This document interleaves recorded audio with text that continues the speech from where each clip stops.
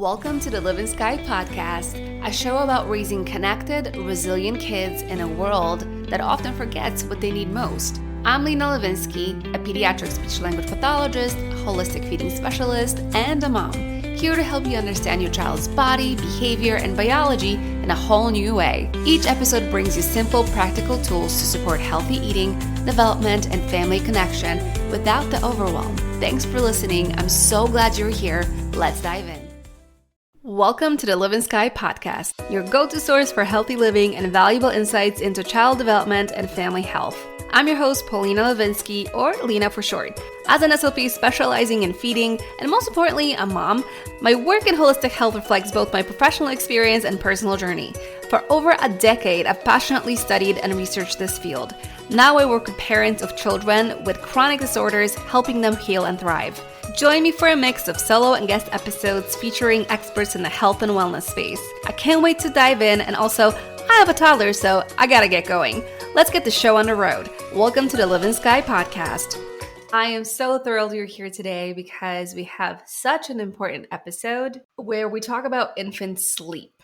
And we talk about infant sleep from an attachment-forward, responsive way, which is something I truly believe in and really support.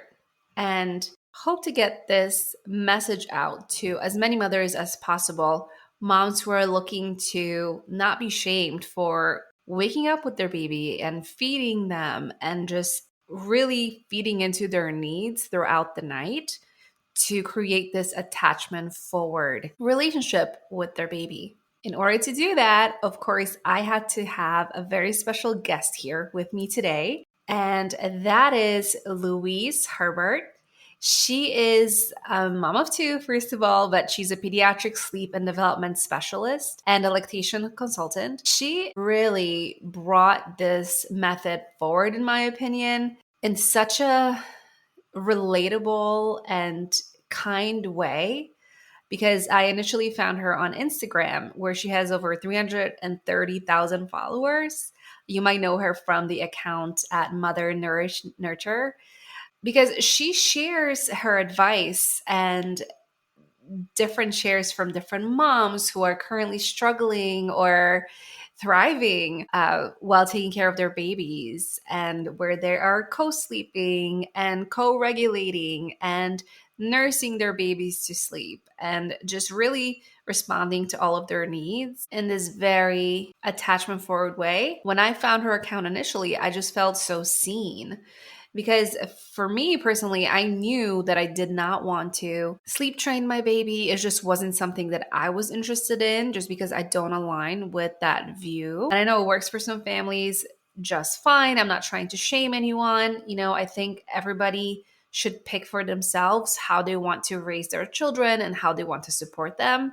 And there is no right answer that's 100% correct, right? But we want to do what aligns with us. And this is exactly what I found at Louise's website and her Instagram.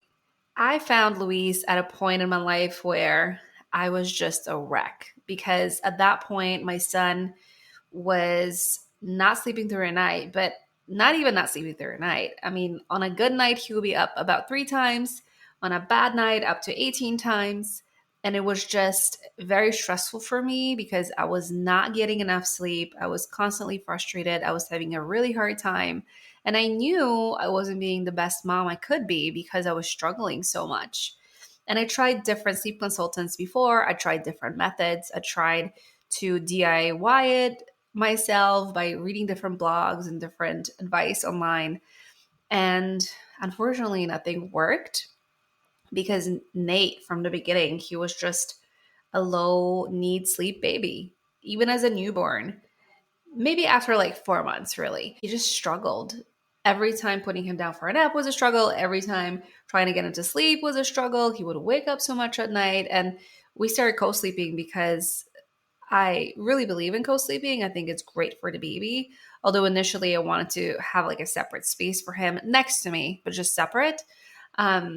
But co-sleeping is really what saved my life, because without it, I don't know what I would have done. But I was still at a point where I just couldn't handle it anymore because I was just so exhausted and not myself, and I couldn't get myself back up after having birth. So I found Louise and I had a consult with her, and she gave me a few pieces of advice, which really worked for us. Um, Things including like pushing back his bedtime because he was going to sleep too early, which didn't allow him to consolidate as much sleep. He didn't build enough sleep pressure. So going to bed late really helped because thinking back on it, when I was trying to get him to go to sleep at like a decent time, what I thought was for his age, and at this point he wasn't even 2, I thought like he should be in bed by like 7:30. And because I was nursing him to sleep, he was falling asleep, but he would be up within like an hour or two already, just because he didn't have enough sleep pressure. So that was really, really helpful. Another thing was dropping the dessert feed, as she called, because like I said, I was still nursing. So at the time of our consult, Nate would wake up around like 5 or 6 every single morning, and he would nurse, and I would let him go back to sleep for like an hour, hour and a half, which essentially, the way Louise explained to me, was borrowing from his nighttime sleep. So once we cut out that dessert sleep, that really helped as well. Within like 2 or 3 weeks, Nate started sleeping through the night, and I never weaned him. There was a few other things she told me about, things like just getting out in nature and grounding, which of course is so important, especially as we have learned from Dr. Alexis Cohen episode, the one that we recorded prior, episode 4, if you want to listen to that, to learn more about the power of light and grounding on our health. But that really helps with sleep as well, right? Because we were regulating our circadian rhythm. So I wanted to make sure he was out in the sun during the day. And then also at night, we would go for a walk at night as it got dark, just to let him know like it's time to go to sleep, and also to regulate his circadian rhythm. So all these things played a big role, and it helped me tremendously. And what it really did as well is it let me understand that I am not failing just because he's not sleeping well, because this was something that I struggled with for a long time, feeling like I was failing him because I couldn't get him to sleep well. And it really, really helped me to understand that he just had different needs than other kids his age. Just because we have these milestones or things that we're expecting our kids to do or meet at a certain age, it doesn't mean that every single child is going to be like that. So just know, and this applies to everything. It applies to speech and language. It applies to feeding. It applies to cognitive development. It applies to really essentially anything that our kids are learning. Every single child grows at their own speed. And yes, we have some averages we can look at, and we know if a child is not meeting a certain skill at a certain age and it's really past the time where they should be there, and they're also missing some other skills, then we can usually deduct that maybe something is happening, maybe there's a delay. But in general, all kids are different. So what worked for us and Nate might not work for you and your family. But I'm just here to say that there's different things you can do to really support your child from this attachment forward, responsive way. And you really are building this beautiful connection where your child will be able to thrive later on. So again, I'm so excited for my chat with Louise. It was full of wisdom, full of nuggets and points that you can take away and implement, because we talked about things like realistic expectations for baby sleep. We talked about sleep deprivation. We talked about some harmful advice and distress out there. We talked about the attachment forward approach versus sleep trading. And we talked about some myths. And we talked about sleep anxiety in parents. This is something that I dealt with. We talked about cultural expectations in motherhood, benefit of light sleep for infants versus deep sleep, because we hear a lot about deep sleep when it comes to infant sleep. So the benefits of light sleep, the milestones, the sleep expectations, some toddler sleep patterns, social conditioning in sleep. We discussed how to find a provider that's accredited and can actually support you. And we also talked about overtiredness and whether it's really very detrimental to your child. Louise had some really, really interesting take on that. So I'm so excited you're here and you're in for a really good episode. And without further ado, here's Louise. Hi, Louise. Let's give this another try. We tried recording this on a different platform and we failed miserably, but I'm so excited. We're still going. We're Welcome to the still, we Livin'Sky won't give podcast. up. Yes, we won't. We have a very important topic to discuss. But I said it before and I'm going to say it again. I'm so honored to have you here because you saved my life. You literally did, because I did not sleep for like a year and a half, literally and figuratively, all the things with a new baby. And a lack of sleep is a topic of discussion for so many moms. But what a lot of us don't know is that there's things you can do to support your child in a very attachment forward way, where you're still there attending to all of their needs, but still being able to sleep while doing that, because you're helping them sleep better. So then you can sleep better. So this is what we're going to discuss today, partially. And I'm so happy to have you. Oh, I'm so happy to be here. So happy. And as you say, it's such a topic that I think it's in everybody's hearts and minds because it really does affect most families. We go into parenthood and we think to ourselves, sleep like a baby. We are kind of told that babies are supposed to sleep this long, long stretch at night and they're supposed to nap for hours a day. And you just pop them down and that's easy. And then, of course, we all birth real humans with real human needs, and they do not sleep like that. So we're all kind of shocked and taken aback. So yeah, it's really important just to have that kind of just that real information out there. And as you say, the guidance that's much more biologically rooted. Absolutely, absolutely. Because before I found you, I looked for guidance on, the internet. There are just so many sources, and you find these blog posts with these beautiful schedules that your child is supposed to follow, and they're supposed to sleep and eat and play and then routine and then repeat and repeat, repeat. And if they don't fall into this cycle, you think you're doing something wrong. And this is exactly what I was thinking. I wasn't blaming really my son, but I was blaming myself. Like maybe I'm setting him up for failure because he's not able to follow these cycles. And of course, that's not true. And I know this after my conversation with you and finally finding the answers to the questions I was looking for. But this happens to so many moms, especially new moms, when they don't really have any experience with babies and sleep. And there's so many things you need to take care of, right? Maybe nursing, feeding with a bottle. There's so many responsibilities when you become a mom. So the sleep is typically not something that you study before the baby comes. At least I didn't. So then you're going to these cycles and you don't really know what to do. Yeah, for sure, for sure. And then you look for answers, Yeah. and they're kind of the overarching answers out there are answers that often lead to more distress. They often Yes. lead to more problems or feelings of guilt or overwhelm, or just like, like as you said, with those schedules, they look beautiful. They make sense to our adult brains. It makes sense to look at those schedules and think, well, of course, but it doesn't make a whole lot of sense to the biology of the infant in front of us. And so there's a bit of a disconnect with regards to your expectations and also just the information that is so widely available out there. And we're talking about, it's not just if you kind of seek it out. Sometimes you'll get emails from completely different companies, companies that have nothing to do with sleep, giving you tips on how to get your baby to sleep. And the tips are always, the top Google search. It's a form of sleep training. Now, it's 2024. Now we know there are other ways we can actually support infant sleep, and with much kind of healthier, safer, long-term effects. 100%. And in a way where you don't feel like you are abandoning your child, which to me, that was the biggest thing. Because there was some advice I heard and I got from well-meaning friends and different moms, which it worked for them and it was a great thing for their family. So many friends were asking me because I was really struggling.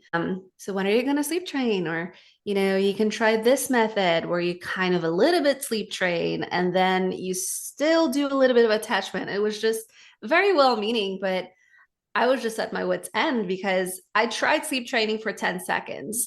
And after my son was just crying for me, I couldn't do it. And I knew from the beginning I would never be able to do that method. And I think if it works for you and your family, it's beautiful.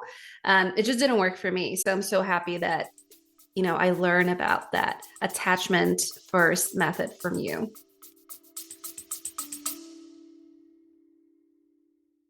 I'm a huge believer that light is one of the most powerful medicines for our kids and for us. That's why I love Bon Charge. Their blue light blocking glasses, red light therapy devices, and many other products are designed to support your circadian rhythm and help your family sleep and feel better naturally. In our modern world of screens and artificial light, these small shifts make a big difference. Calmer evenings, deep sleep, better focus, and happier moods. I use Bon Charge products every single day, and even my son has his own pair of blue light blocking glasses for evening story time. You can check out all their products at boncharge.com and use code LENAL to save 15% off your purchase. Yeah, for sure. And I think the other thing with, particularly with sleep training, is it's often pitched to us as the answer. So it's the fix. And some families don't want to do it. And so then the kind of the messaging to those families is, well, you're choosing not to fix it. By not going down that route, there's this answer on the table for you. You're choosing not to take it. So, it's your fault, you're to blame. And there is a way out here if you want it. And what kind of my perspective is, and what I've seen for years and years in this field, is it is not the answer that it's sold to be. So when it works, we have to firstly look at what are we defining as it working? What counts as working? And then we have to say, well, at what cost? So what are the potential risks and consequences of it? And then we have to look at the healthy, safe alternatives and I wonder if these families could have been well served and well supported with these safe, healthy alternatives. Because many, many, many families, more than you would imagine, will go through sleep training only for it to not work. And I'm using inverted commas here because obviously we can define working in a different way, but they say, oh, it didn't work. The baby still wakes, for instance, or the baby cries too much and it's too distressing and it just didn't work for us, they say. Or some families will go through sleep training and it will supposedly work for a month, 2 months, 3 months, depends.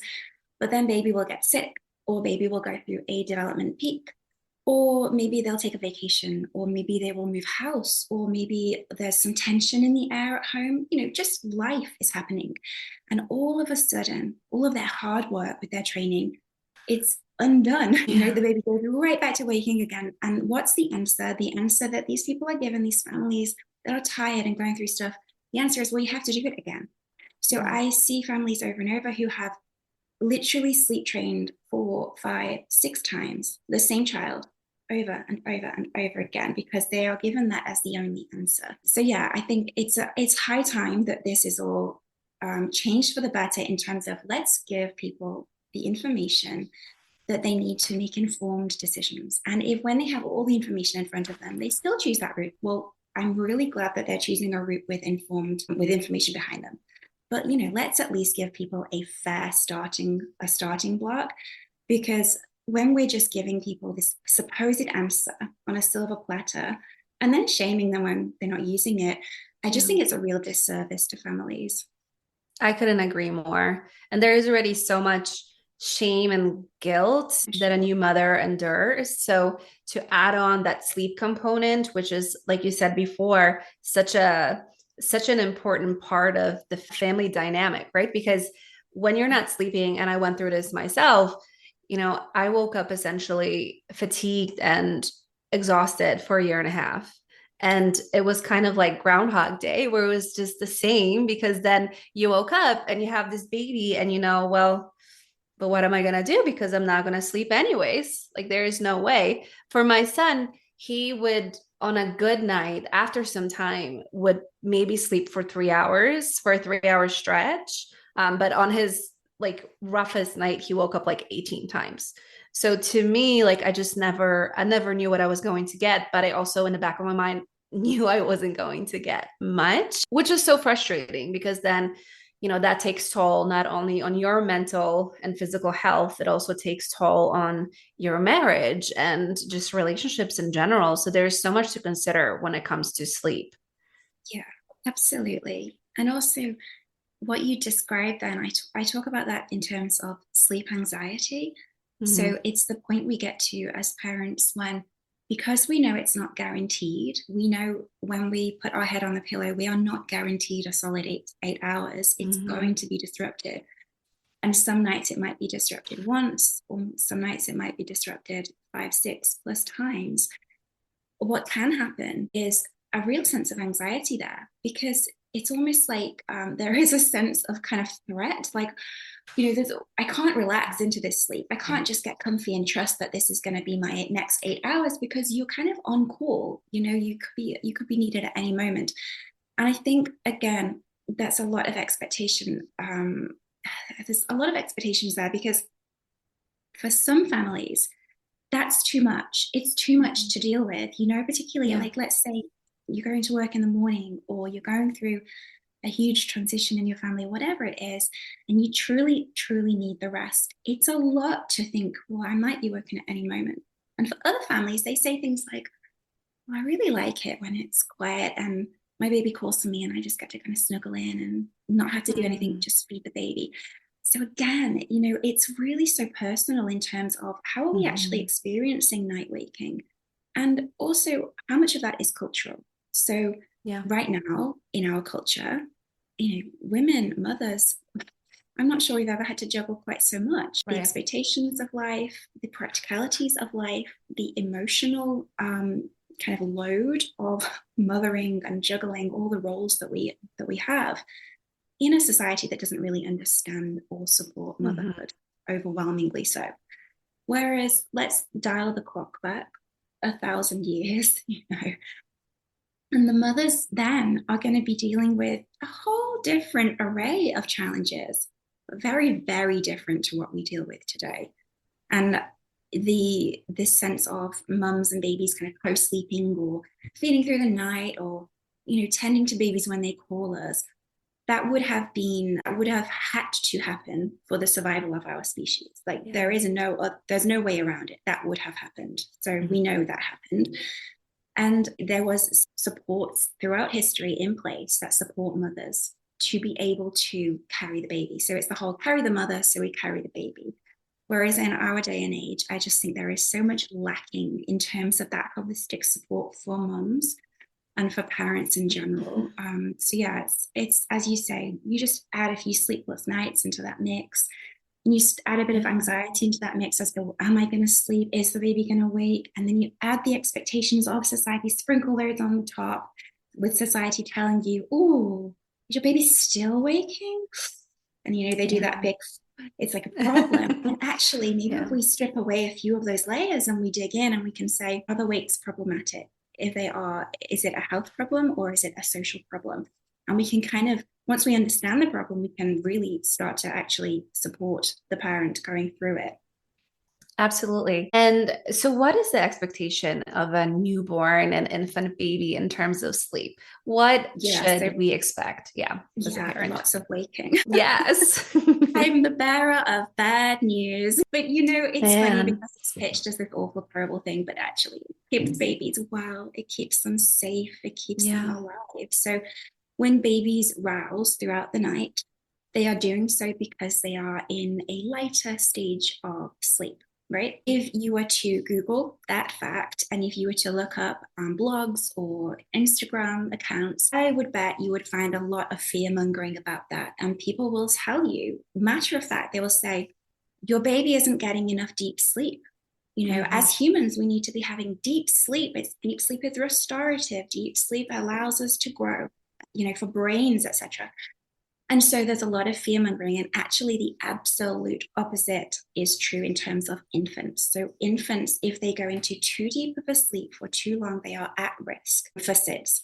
So we want for infants to fluctuate between deeper and lighter sleep stages. And the lighter sleep stages, they're incredible. They are incredible for brain growth. They are allowing oxygen to flood the brain so that those brains can grow and those synapses can connect, etc. And they're also really helpful for allowing the baby to continue to feed. So if the baby goes into too deep of a sleep for too long, where's the calories coming from? We want the baby to queue for feeds so that the calories can be given. Breast or bottle, we need the calories in for the baby. So when we look at sleep through an infant lens, the expectation is entirely different to our adult lens. So we look at It's like they're aliens compared to us. Beautiful, cutesy little aliens have different needs. So if we all of a sudden try to approach infant sleep in the way that we approach adult sleep, what we end up with is risk, true inherent risk. And nobody wants that, because the people that are actually advocating for the deeper sleep, ironically, are truly trying to protect the baby, right? Apparently, they think it's good for brains and they think it's good for restoration. But with the science, we know that the lighter sleep is so, so healthy for babies. So in terms of expectations, babies are going to wake. They are going to wake. They're going to want to feed. They're going to want to be close. When they are close to us, to their person, regulation happens. So babies cannot self-regulate. They do not have that ability just yet, but they can absolutely co-regulate. So when I talk about co-regulation, I'm talking in literal terms. So when you hold a baby close, the baby's heartbeat and the mother, for instance, heartbeat, they co-regulate. You hold a baby close, the baby's temperature and the mother's temperature, they co-regulate. You hold a baby close, and when all of those systems, I mean, breathing co-regulates. The systems that are needed to keep that child well are regulated. And when that happens, wonderful growth can happen, because the body is not in a state of alarm, sending all of its energy to just keep everybody safe, because the child is truly inherently, deeply, securely safe physiologically. So when that physiological safety is happening, well, where does the energy go? That's when it goes for growth. It goes for learning. It goes for human connection. It goes for all of this stuff that truly makes us human and makes us bonded and thriving. So, when we hear, oh, you should put the baby down, don't hold the baby too much. And I understand why people, I understand where that's come from.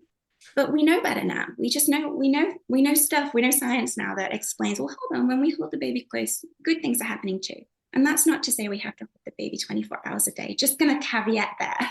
Yes, absolutely. But it's such a special time too, right? So it's such a shame that actually gets shamed, where you're like holding the baby too much or you're spoiling them. It's sad that it's kind of that beautiful time and moment is being taken away in that way. So I'm so happy you're talking about this, because we should be holding the babies, and it is the most beautiful feeling. Even now that I'm no longer nursing my son, I used to always get this like wonderful, just beautiful feeling of oxytocin, right? Come over me, where it's just like this hormone of happiness. And now, because I'm no longer nursing him, I still get it when I snuggle with him. Like literally when we hug, I feel this feeling come over my body. So I can only imagine what he feels and how that supports his development, and how much a baby will crave this kind of feeling when they're waking at night, right? They wake up, it's dark, they don't have their mom, it's cold, they're calling out for you for a reason. Yeah, for sure. For sure. I mean, it's not a nice to have, it's truly essential, and also the younger the child, the more essential it is. Because that ability to self-regulate in terms of all of those bodily systems, including hormones, is so dependent. I think we look in our culture, we look at dependency, this idea of dependency as being this inherently terrible thing, because our culture is so fiercely independent. We are applauded for our independence and not for our community and for our interdependence. And actually, we are a connected species. We just are. Babies have not got the memo quite yet that, oh, you've been born in 2024. Sorry, in this particular culture. Sorry, what we value is completely different to what your biology is telling you to do. So they've not been told yet. They've not been socialized in the way that we have as adults.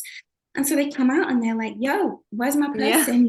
I just need somebody. I just need you. And I think it's really easy for our society as a whole to kind of say, that's a problem. No, they're going to be, how many times have we heard it? They're going to be in your bed till they graduate. They're going to be at the breast till they leave college. They're going to be, what is it? Holding onto the apron strings. Is that what people used to say? All of these phrases that are so ingrained in our culture that tell us separate, you need to teach that child how to be an independent human. And the irony of that is that children become independent through dependency. The Yeah. more we push for independence, the more they hold on tightly Yeah. because the dependency they have is their security. It's keeping them well, it's keeping them thriving. When we lean into that and we allow for it, and we kind of allow the space for them to simply exist in the way they need to exist, that's when true independence flourishes. And it does so when the child is developmentally ready for it to do so. Absolutely.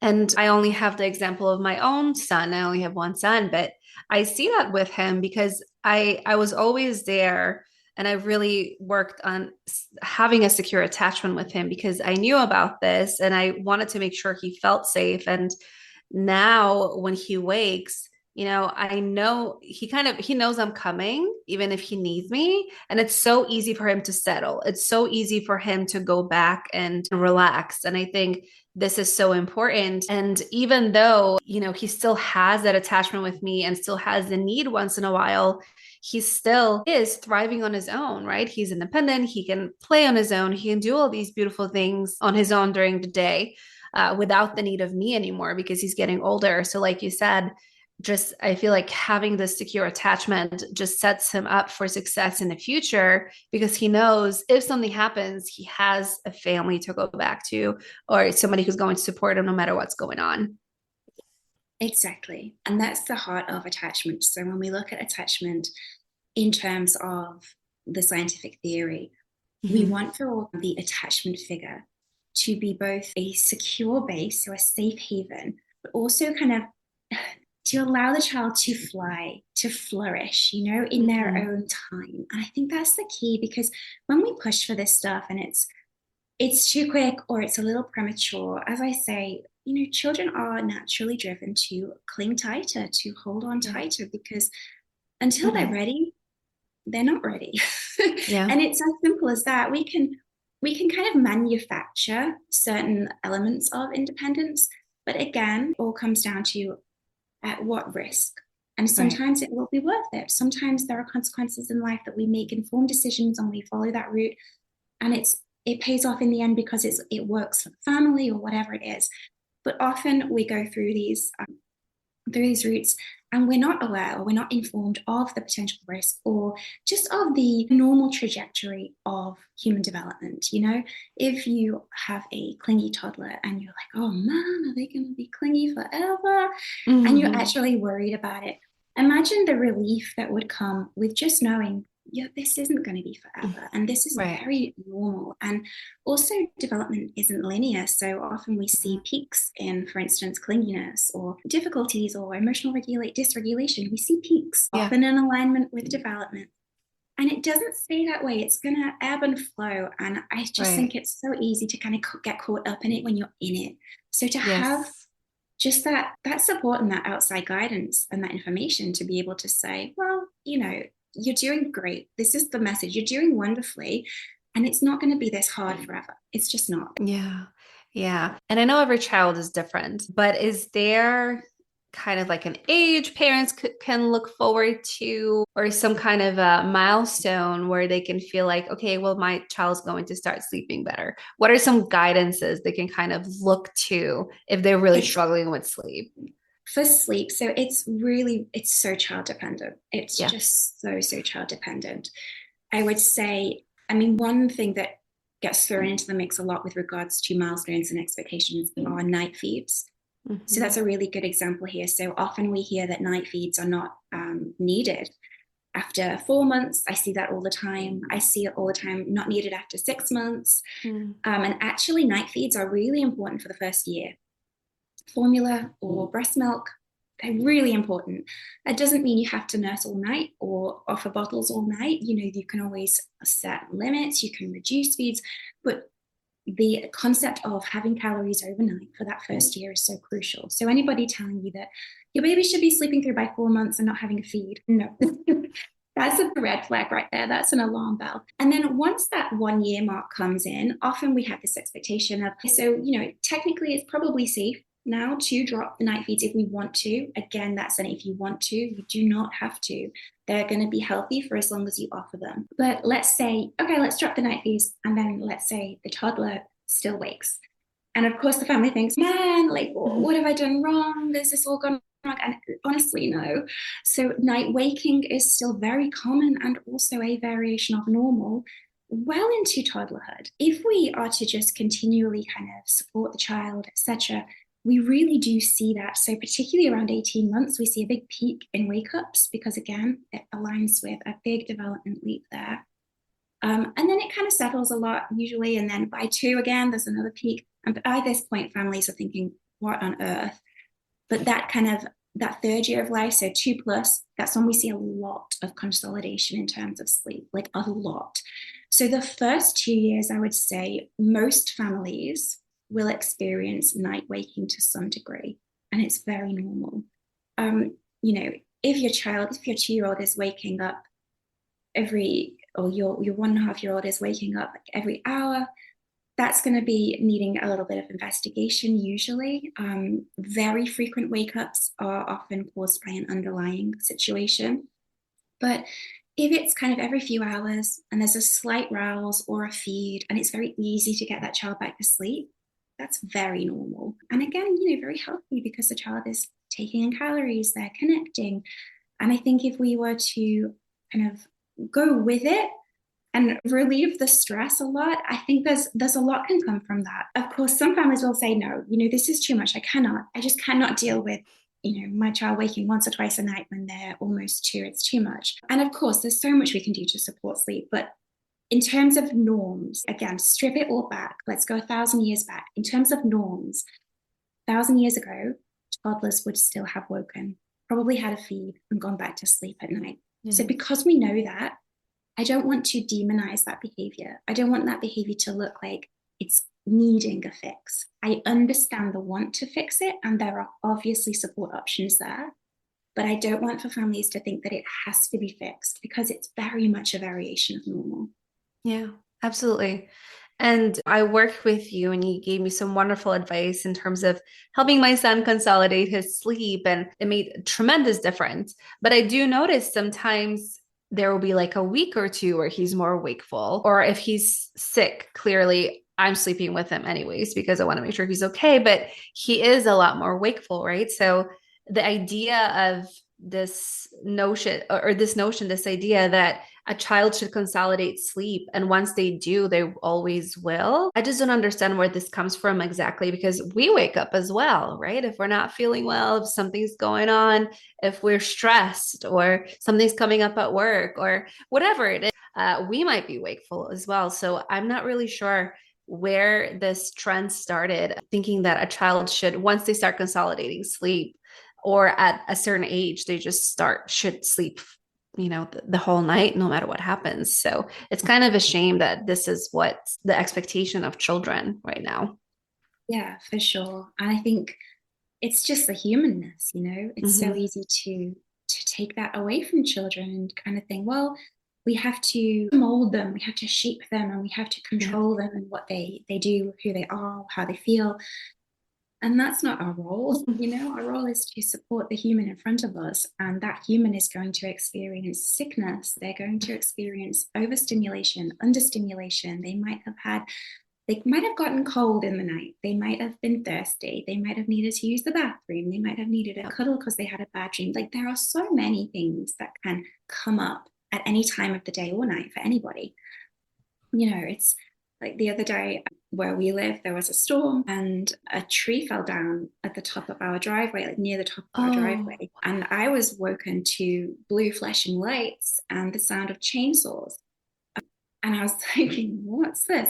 And it was the emergency services, because it had fallen right across the road, removing the tree to clear the road and to make it safe for everybody. Now, I was woken, and that makes perfect sense, right? I woke up because I could hear a chainsaw. That makes sense. Whereas if you're a baby, maybe you hear a dog barking down the road and it's nap time, but you woke up because you heard the dog barking. Maybe the window's open, you hear it really loudly. It's so easy for us as adults to look at that child and think, why have you woken up? You're only halfway through your nap. And actually, if we just apply common sense and humanness to infants, we can see, they can wake up if they're cold, hungry, sad, distressed, all these reasons that we also would wake up. And for us, it would be like, oh, did you have a rough night, you poor thing? Yeah. Whereas, for babies, the expectation is like so high for our little So high. ones. I couldn't agree more.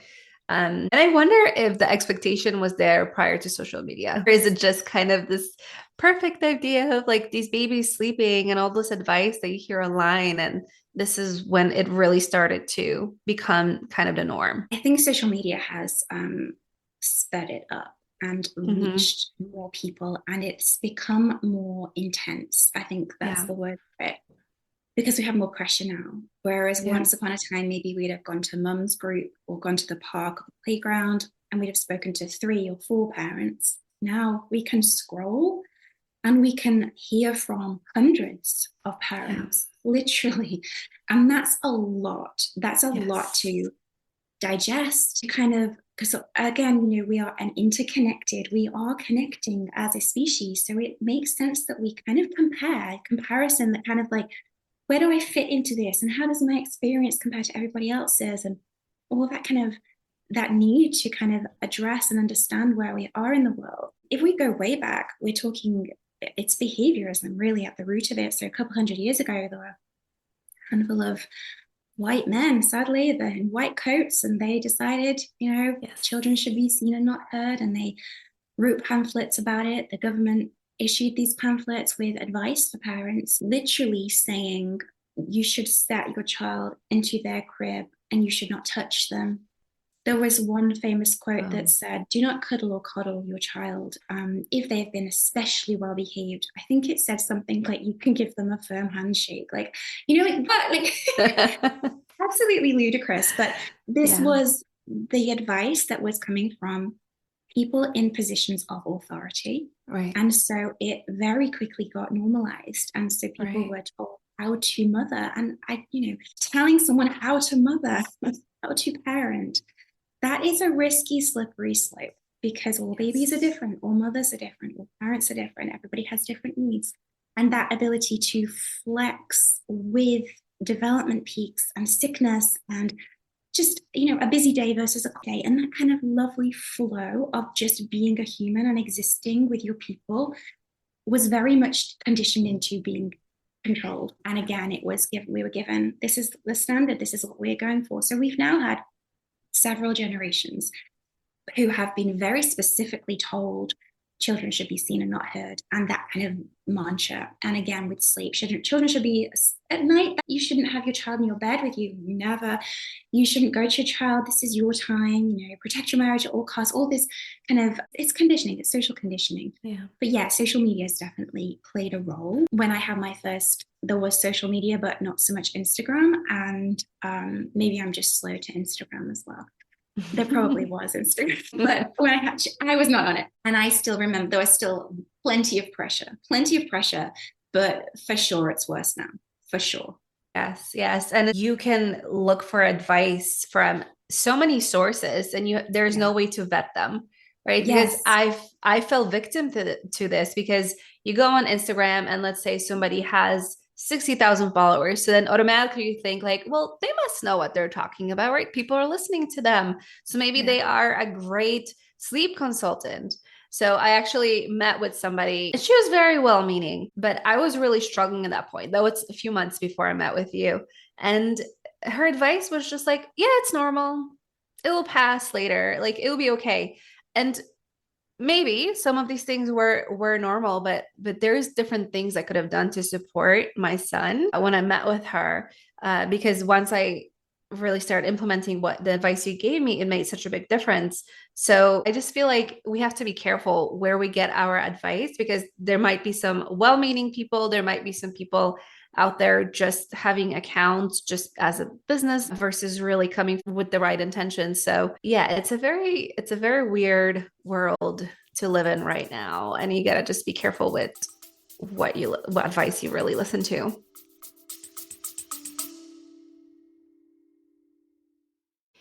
These days when your child refuses everything you make and you just want them to have something nourishing, that's when I grab Signals. It's a real food meal replacement shake made with organ meats, minerals, and nutrients that support kids' biology, not just fill them up. It's rich in iron, zinc, and B vitamins, the building blocks for growth, focus, and strong immune systems. And it's great for the gut. And the best part?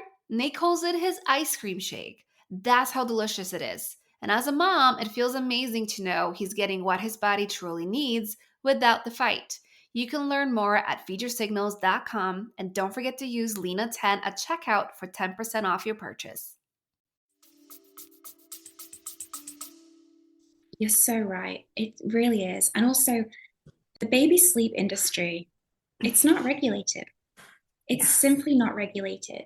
And that to me is just absolutely wild, because we're talking about infants, and we're talking about risk, and we're talking about health. And so, yeah, I mean, you can literally certify yourself in infant sleep. You can go to your own academy of sleep, make your own certificate and pop it on your wall and go and support clients. And so it's a very tricky one. There is a big push. I'm pushing really hard to get some regulation into the space. It's slow going, as you can imagine. But yeah, it's a really, really hard one, because what I'm always really careful about is to not give families more work to do. So families are already, they're going through it. They're raising babies, they're up half the night, maybe they're feeding here or there. They're worried about this, they're worried about that. It's really a lot to add to the workload, and to say you have to vet everybody, you have to do your research, you have to get referrals, well, hold on, that's a lot of work. And so in an ideal world, yes, absolutely, please vet those people that you hire. Yes, but it should not be on the family. It should be on a governing body that is responsible for keeping the public safe, right? And unfortunately, that regulation, a little way off, it will come. It's a little way off right now. So yeah, it's really easy to just say, oh, you should look for accreditation, you should look for dig deep, etc. But I'm always very careful, because parents are already busy. We're maxed out, so it's I'm calling for change at the kind of the higher levels. Well, you are a pioneer in this kind of way, because you're creating a course that's fully accredited, right? Teaching this perspective of attachment first. But can you talk to me a little bit about the course that you are putting together that I'm very lucky to be a part of? So yeah, I absolutely love that you are taking the course. I'm so happy that you're doing that. I can't wait. I can't wait. Yeah, I mean, I've joked for a while now that it's felt like a lifetime in the making, which it really has. I think I've aged about a decade making this thing, but it's hopefully worth it. So yeah, it's accredited. Like, that's the main point in relation to what we were just discussing. So, third-party accreditation, and it offers a ton of continued education points. So it's for professionals that are already in the space, but it's also for people that want to join the space. A lot of people say to me, how do you do that? How do you do that job? And, there's a lot of options. And as I just said, you can go to somebody's academy of make-believe, and no, I shouldn't say that. But yeah, it's really important to make sure your training is from a provider that you trust, right? Yeah. Like with anything. Yeah. So the fact that we can now push a standardized program through, which is equipping practitioners and soon-to-be practitioners with everything you would need to know. So we're talking sleep anthropology, sleep science, neurological development, perinatal and infant mental health, huge, attachment science, infant feeding, and not just the theory, but then how to actually use that theory to help families, because often there's a big divide here. Sometimes you can find the information, but it's hard to know how to use it for your own personal use, like as a family, but also for if you are a practitioner supporting those that obviously come to you that you support. So yeah, just that ability to make positive change. I know it sounds like some kind of a Hallmark card, but it's just, this industry is rife with misinformation, and it's really important that we get accurate information out there. So it's my hope that this practitioner certification is going to be like a ripple effect. So here's the certification. Once you take it, you are fully accredited, you're fully certified, you can go on, you can build your business, you can support your families, etc. But by doing so, every single client that you support and every single message you put out there is going to ripple through and hopefully make change where, you know, in the future, my hope is that families, when they have their babies, they will know who to turn to for support, you know, who to trust. They'll have better expectations in terms of what to expect of their child, and there will be less overall pressure on families and on new parents to do all those things we spoke about just earlier. So, you know, like, oh, you should just put them in the crib and leave them to cry. Oh, you should put them down. Don't hold them too much. I would love for that kind of that discourse just in social communication and just in conversations. I would love for it to be so normal for a family to go to the playground, for another family to say, oh, look at you holding your baby so tight. That's lovely. You know, instead of it being like, oh, why are you like holding them? Like, put them down. So Right. I just think it would be really nice to normalize normal nurturing, you know, biologically normal nurturing. And I see this certification as a lovely route to do so, because the more practitioners we have that are qualified in this way, I mean, the better support for families, right? Absolutely. And we desperately need it. We really do, because I mean, the little research and the little network that I have where I've had these conversations regarding sleep, because it was top of mind for me for so long, you know, it just felt so limited. So to have this space, I'm so happy you're creating it. You're just going to help so many people. It's phenomenal. So Thank you. thank you for being a part of it. Yeah, So no. I grateful. mean, I remember when you posted on Instagram that it's coming, and I literally checked every morning because it just aligned with me so much. I checked for like a week and a half, and I was like, "Did she post it yet? Did she post it yet? Is it there? Is it there?" And it finally was. I was like signing up. I was like, I think pretty quick to sign up. I was like, Yeah, yes, you're definitely one of the first. You were definitely one yes. of the first. Okay, good. No, I'm so happy. And it's such a Yeah. nice mix as well, because obviously you have an amazing background for this. So you can really support communities with this, and the clients that you serve as well. But we've got such a lovely mix. We've got midwives, we've got doulas, we've got nurses, we've got pediatricians, we've got stay-at-home mums that want, Amazing. you know, that like just a passion in their belly to make good change and to Mhm. work in a world and a business that just feels good. So yeah, it's just really, really lovely to see this kind of progressing and just to see who's coming through. It's going to really make such a big difference, and I'm really hoping the standards will change, like you have said. And so what is the accreditation if somebody is looking for a sleep consultant or a sleep coach? What is the accreditation they should be looking for So yeah. once it's, I guess, out there? Really, really hard to find true accreditation. You want third-party accreditation. So you Okay. don't want anybody that's self-certified. That's a big no-no. You want as formal as you can be. So my program it's certified by the world's leading continued professional development service. They're the same people that would certify university courses or health Wow. service courses. So they are looking at the program from that lens of making sure it makes sense. They are making sure it's fair. They're making sure that the assessments are making sense. They're making sure that the information is correct, et cetera, et cetera.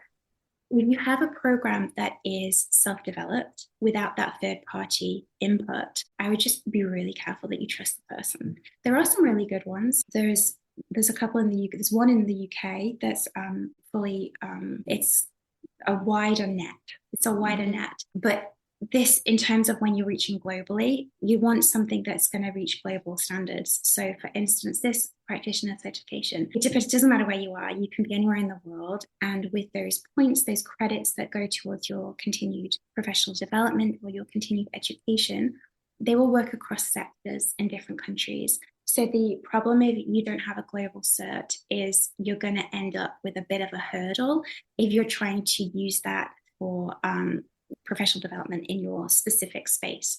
So yeah, global accreditation, a trusted provider, make sure that the content makes sense in terms of its breadth of offerings. So when we look at sleep, there's a lot of courses out there about sleep that focus on sleep like this. Mm-hmm. And sleep is one piece of the puzzle. And there's so many other puzzle pieces. There's attachment, as we talked about, there's neurology, there's actual social context, there's infant feeding, there's infant mental health, there's maternal mental health. There is so much that goes into a child's sleep. So if we don't look at all of the puzzle pieces, it's very, very hard to see an accurate picture of what's actually happening for that child. And if we don't know what's happening for that child, how can we support them properly and fairly and safely? So we really want to look at sleep through that really holistic lens. I couldn't agree more. And I think that's in terms of work with any provider, right? Because even when you're working with a speech pathologist, such as myself or a doctor or anybody else, it's never just about one area. You always want to look at the broad picture and include the family in the picture as well. For So sure. It's so important. yes. So one of the biggest things when I was struggling with my son making so much, one of the biggest well-meaning advice was you should wean. Breastfeeding. It's just, how long have you been? How much longer are you gonna go? It was just, like from every single person. And it was well-meaning because they really thought the reason behind my son waking so much was just him waking up to eat or nurse for comfort or because of hunger. So is this true? Is breastfeeding or is nursing really such a big issue in terms of waking? Is it really causing waking? It's really not. So one of the main take homes is that breastfeeding or weaning from breastfeeding or weaning from any feeds is not a fast track ticket to sleeping through the night. Often what we find is we can remove the feeds, but the baby still wakes. And then you've kind of lost your golden ticket back to sleep. So then you're like, oh man, what am I getting? So I wouldn't go to weaning as a answer to night waking. They're two different things. So I would go to weaning if mum was overstimulated, if mum didn't want to do it anymore, if there was, there's reasons to wean. There's so many reasons to wean, but night waking is not, it's not fixed by night weaning. The thing I will say though is the older the child, the more likely that there will be a correlation there. It might not be causative per se, but there is a correlation. So for instance, if you have a toddler, an older toddler who is waking at night and seeking milk every single time, anecdotally, there are a lot of toddlers who will wake less once the milk is removed. But if you do that for a baby, those wake ups they'll still remain. It's for most babies, they will still remain. Because when we look at why a child is waking, there are so many reasons. And so breastfeeding is a really good example. So if you have a baby and they wake for a breastfeed, in our adult logical brains, we think, they must be hungry because they're having milk. I know, I'll give them loads of milk at bedtime, then they won't be hungry, so they won't wake. I fixed it. And then, of course, what happens is you give them loads of milk at bedtime, and just as normal, 2 hours later, 3 hours, whatever, they're awake and they're wanting milk. What's going on? And the reason is because breastfeeding isn't just delivering milk and calories and filling up tummies. It's also giving that child co-regulation, connection, immunity. It's giving them warmth. It's giving them skin to skin with mum. It's giving them the main comfort association that they have grown used to and accustomed to with regards to sleep. So when a child wakes, it really makes a lot of sense that a breastfed baby will seek the breast in order to go back to sleep. It doesn't mean that they are ravenously hungry and that by filling them up loads and loads and loads in the day, they won't wake. It's simply a case of they are finding so much with that feed alongside the calories. So when we are looking at reducing or removing feeds, for instance, I would always, always, always look not just at the feed in terms of the milk. We have to dig deeper and we have to look at the feed in terms of the comfort. And it's the comfort that is the key. If you can provide the comfort without the milk, then have that lovely, easy route back into sleep without having to offer the feed. So I think that's the piece of the puzzle that's so often missing. And people say, oh, just take away the milk and the baby will sleep. Often the baby will not sleep, the baby will still wake, and the baby will need some comfort to go back to sleep. So, you can always wean. That's always an option, but it's certainly not a fast track ticket particularly for younger babies and for babies. Absolutely. And I love that we can talk about breastfeeding in this way because I feel like, for me, at least in my experience, it was just kind of treated like the villain after a while. Kind of like once you reach that 1 year mark, people are like, why are you still nursing? Why are you still breastfeeding? And he's waking at night, so you should wean. And that is just not the case. And I think it's such a intimate decision for the mother and the baby that it should not be pushed in this way. When it's pushed, weaning is a journey. So breastfeeding entirely is a journey. Mm-hmm. And you can't just decide like, oh, I'm going to wean, click. It's not that simple. Our bodies take a minute, to adapt. Our emotions, our hormones, everything takes a minute, let alone when we add in the child as well, So if we're to consider weaning and we're to throw this idea of weaning at mums who are exhausted already, it's almost like, oh, here's another thing to think about. Here's another thing to have to do. Here's another task. Here's how do we do it? Are there steps? And it's just like overwhelm. What would be more helpful, I think, for parents would be to hear, good job. What a good job you're doing meeting your child's needs. Let me know if you need any help.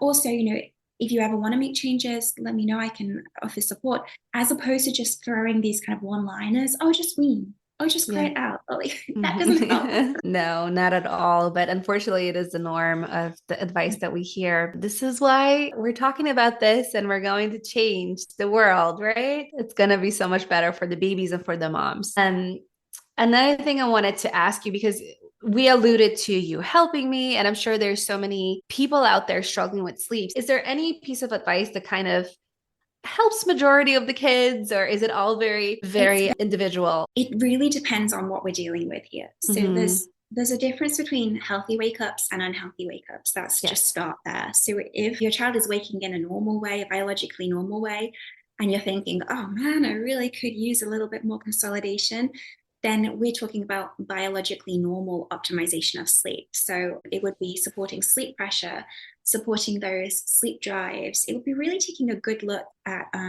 daytime sleep. I think that's a big piece of the puzzle that's often missed, because often we're told that children need like a good 2 hour solid nap and then an extra nap here and often we find children are having so much daytime sleep, they're simply not tired enough to sleep through the night. They're just like, they don't have a high enough sleep drive. So if, we are sensible about our daytime sleep expectations, and we really just tune in, it's all about attunement. If we're tuning into the child in front of us, if that child is clearly not really tired for a nap, go with it. I think we're often so scared of overtiredness. I have a lot to say on overtiredness, but I'm sure that's probably for another day. But we are sold the line that overtiredness is really problematic. Like it's the worst thing in the world. You have to avoid it at all costs. And actually, clinical overtiredness is terrible. We don't see this. If your child is clinically overtired, they will be in hospital and there will be an underlying major health issue happening. Major. Everyone would be aware of that, and there would be really, really robust, wonderful medical interventions in place.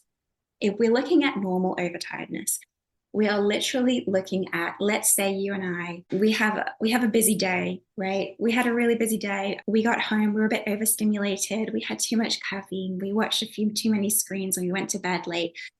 That's overtiredness. What's going to happen? We're going to go to sleep. And in the morning when we wake up, we're going to feel better, right? Because sleep is restorative. So if your baby is grumpy and grouchy because they skipped a nap, or they didn't nap for as long because that dog barked, or the tree fell down and the chainsaws were going, whatever has happened that's disrupted the kind of the norm of the day, and your baby is grouchy and, oh, it's been a rough afternoon, and you're thinking, oh, they're definitely overtired right now. My main message here is, it's okay. That child is just fine, and they're going to be just fine after a lovely sleep, and everything is going to recalibrate and get back to normal. I think when we get obsessed about this idea of overtiredness and avoiding it at all costs and facilitating naps every which way we turn, it can just sap the joy of, just our time with our children. It can just sap the joy from your day, and it can just exhaust us as parents. Whereas, taking the stress away and thinking, okay, my child is safe. My child is going to be just fine after a sleep. I'm going to be just fine. Like it's all okay. It really is. I know that's very easy for me to say from afar. And when you're in it, it really does feel like a lot. But I can't help but think that a lot of the worry stems from what we're being told about overtiredness. I couldn't agree more. That was probably the biggest fear I had was my son being overtired based on all the advice I have read online, because it was just painted as the worst thing literally that could happen, because if they're overtired, then everything's ruined, right? And it's not supporting their development either. So I'm so happy you spoke to this, because I think this is such a big fear for parents, and we should really start looking at sleep from a different angle. Sure. Yeah. Well, thank you so much. I know we have a hard stop coming. There's so many more questions I wanted to ask you, but hopefully maybe in the future we can have this conversation again and really expand on infant sleep. For those parents who really need support, I couldn't recommend anybody more than you. So where could they find you online? So if they really wanted to work with you, they're able to find you. Yeah, so you can find me on Instagram. I'm at Mother Nourish Nurture, or you can come find my website, which is mothernourishNurture.com. Beautiful, beautiful. Louise, thank you again for coming on. Thank you so much for having me. It's lovely to chat. Thank you so much for tuning in today and being a part of the Livin'Sky community. I hope you learned something new and inspiring that you can apply in your life right away. If you have a minute, please leave us a 5-star review. It really helps us grow and for other parents like you to find us. If you haven't done so already, make sure you subscribe to the show wherever you listen to your podcasts so you never miss an episode. Sending you and your family lots of love. I'll catch you in the next episode. Thanks so much for listening to the Livin'Sky podcast. If this episode resonated, please leave a quick 5-star review or share it with another parent who'd love it too. It really helps more families find the support that they need. And don't forget to join my newsletter at LenaLivin'Sky.com for more tips and free guides. Sending a little sunshine to your kitchen today. See you next time.